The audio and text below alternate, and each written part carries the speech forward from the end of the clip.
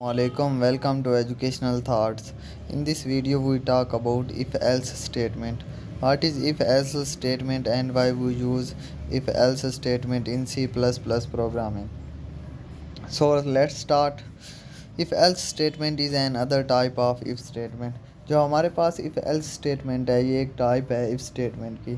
It execute one block of statement. मिसाल के तौर पर हमारे पास कुछ statements हैं. अगर हमारे पास बहुत से स्टेटमेंट हैं, जैसे हमारे पास 4-5 स्टेटमेंट हैं. इसमें सबसे पहले हम इफ़ यूज़ करके कंडीशन लगाकर फिर एल्स लगाते जाएंगे और कंडीशन लिखते जाएंगे. इस तरह से जो हमारे पास जो ट्रू स्टेटमेंट होगी वो एग्जीक्यूट हो जाएगी और इस तरह से हमारे पास इसमें जो फॉल्स स्टेटमेंट है वो एग्जीक्यूट नहीं करेगी. जो भी हमारे पास ट्रू स्टेटमेंट होगी वो एग्जीक्यूट कर जाएगी, चाहे वो एल्स में है या इफ़ में है. The condition is true and the other when it is false. जो हमारे पास होता है एक तो कंडीशन होती है ट्रू होती है और दूसरी हमारे पास कंडीशन होती है फॉल्स.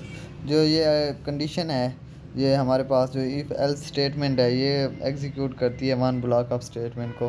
हमारे पास एक ब्लॉक स्टेटमेंट का एग्जीक्यूट होगा, या एक स्टेटमेंट एग्जीक्यूट होगी या एक सेट ऑफ स्टेटमेंट एग्जीक्यूट होगा. जो दूसरा होगा वो कभी भी एग्जीक्यूट नहीं होगा. या ना ये दोनों ब्लॉक्स इकट्ठे एग्जीक्यूट होंगे और ना ही ये दोनों ब्लॉक्स एग्जीक्यूट बिल्कुल नहीं होंगे. इनमें से एक ना एक ज़रूर एग्जीक्यूट करेगा.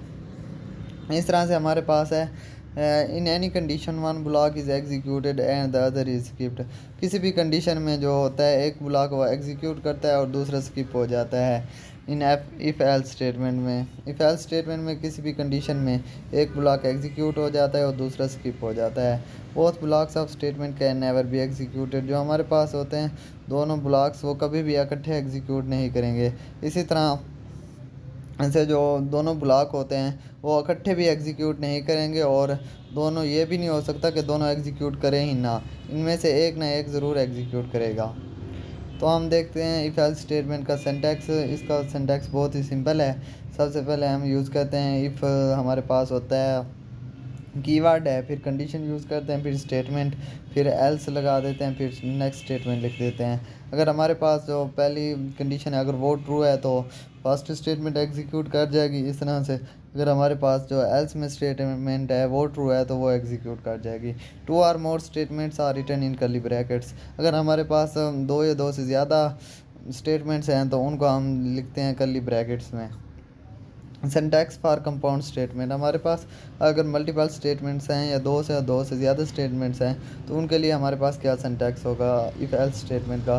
तो सबसे पहले हम इफ़ यूज़ करेंगे, फिर कंडीशन, फिर हम कर्ली ब्रैकेट्स का इस्तेमाल करेंगे, फिर स्टेटमेंट 1 स्टेटमेंट 2 फिर स्टेटमेंट एन तक. इस तरह हम जितनी भी स्टेटमेंट होंगी जिन स्टेटमेंट्स का हमने प्रोग्राम बनाना होगा तो वो लिख देंगे. फिर एल्स यूज़ करके फिर नेक्स्ट स्टेटमेंट लिख देंगे और फिर एल्स यूज़ करके नेक्स्ट स्टेटमेंट लिखते जाएंगे. इस तरह से हमारे पास ये जो प्रोसेस होता है वो हम 4-5 स्टेटमेंट के लिए भी कर सकते हैं, मल्टीपल स्टेटमेंट्स के लिए यूज़ कर सकते हैं.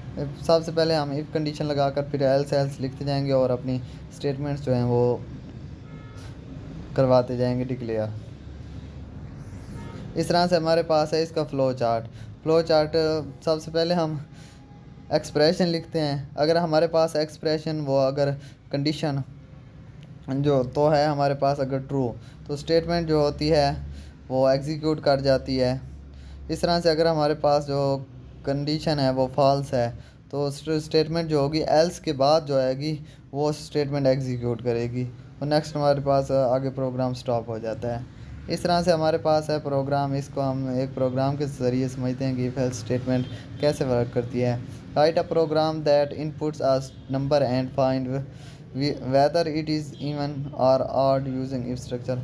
हमने एक प्रोग्राम बनाना है और देखना है कि अगर हम कोई भी नंबर डायल करें तो वो हमें बता दे कि ये इवन है या ऑड है. तो इसका प्रोग्राम कुछ इस तरह से बनेगा. तो हमने ये प्रोग्राम बनाया हुआ है. अगर कोई भी नंबर है अगर वो 2 पर डिवाइड हो जाता है और उसका जो रिज़ल्ट है वो 0 के आता है जो रिमाइंडर है तो वो नंबर इवन होगा, अदरवाइज़ वो जो होगा ऑड होगा. इस तरह से हम कोई भी नंबर ऐड करते हैं, मतलब हमने 25 नंबर डायल किया है तो ये नंबर ऑड है. अगर हम 20 ऐड करें डायल करेंगे तो हमारे पास वो इवेंट नंबर शो करवाएगा। ये था आज का हमारा लेक्चर इफ़ एल्स स्टेटमेंट। अगर आपको वीडियो अच्छी लगे तो लाइक करें, सब्सक्राइब करें और चैनल को शेयर करें। Thank you. अल्लाह हाफिज़।